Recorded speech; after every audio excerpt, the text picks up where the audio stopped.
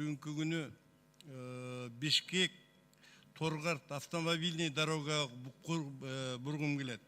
Себеби бул жерде былтыркы жылы барып министр транспорта, зам министри барып ошол жерге туруп 40-тай айыл жергесинин депутаттары элдер келип сүйлөшкөн.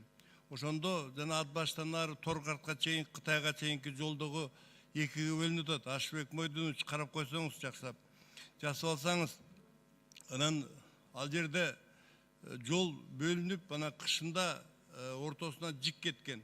Арасы 3-4 сантиметрге чейин кетип атат. Эми быйыл ошону карап туруп, же жанакы карамайынан куюп, же ортолорун толтуруп, Министерство транспорттуктар өздөрү билишет.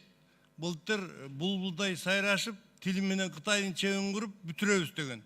Быйылкыга чейин эчтеке жок. Мындан бир айча мурун биздин Ат Баш районунун депутат кызы дагы ушул жөнүндө айткан, кыроо деп да койгон жок. Бул жөнүндө сөз да жок.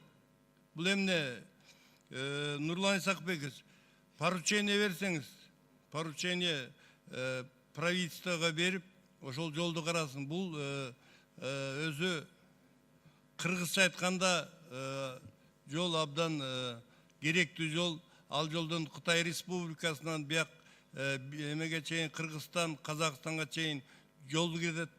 Таможня аябай турат. Агы да, карасы да, таможня төлөгөнү да, төлөбөгөнү да өтөт. Ушуну бир жакшылап карап берсеңер.